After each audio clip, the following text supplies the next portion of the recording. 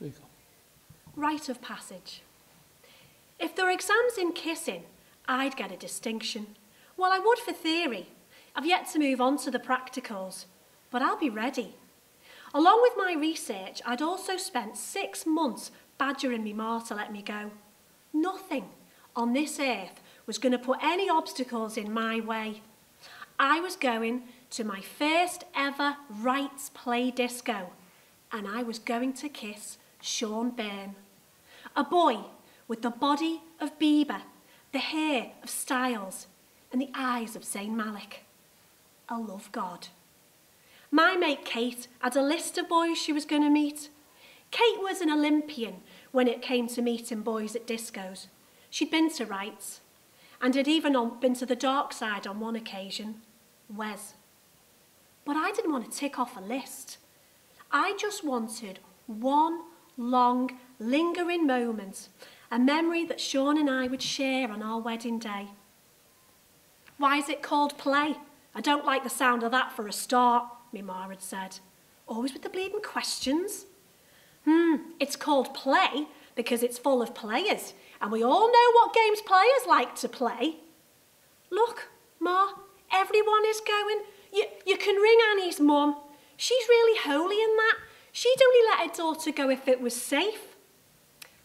The thing about these disco nights is that really they're just a grooming ground for the alcohol industry. Oh, I know, there's no drink allowed, but that's not the point. They're just fooling you all into thinking that nightclubs are the only places to socialise. My ma had got a degree in sociology, and to be honest, at times she was a bit up herself.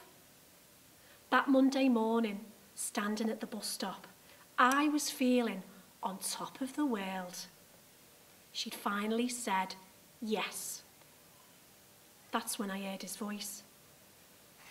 Has the 17A been yet?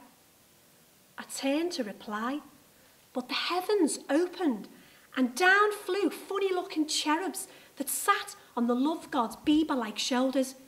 He was saying something else, but I couldn't hear him as I was deafened by a choir of angels that had landed on the top of the Northside shopping centre. You're in Gilly's class, aren't you? I've seen you around school. The angels' voices soared so high the dogs stopped pissing against lampposts just so they could listen. Ah!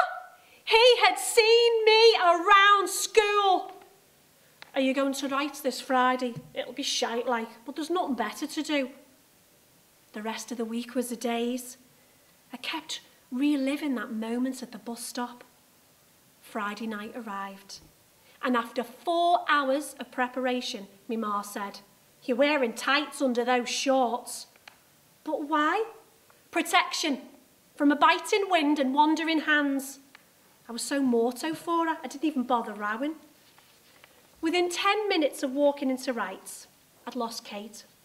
She was like a heat-seeking missile, speeding around the dance floor, chewing the faces off anything that looked vaguely male. I'd given up on finding him when I felt a hand on me bum. Me ma had been right about these tights. I turned and stumbled towards him, Sean's face close to mine. I could feel me neck heating up. When do you close your eyes? What if you miss? I might get his ear, or worse, his eye. All that studying, and I wasn't even VTAC standard. Then it arrived. The tongue, slopping and slurping and dribbling and lolling and gargling and gurgling. It was like kissing a St. Bernard. Where were the angels now? What kind of a love god was he? I could still hear him calling me name as I ran out to find me ma.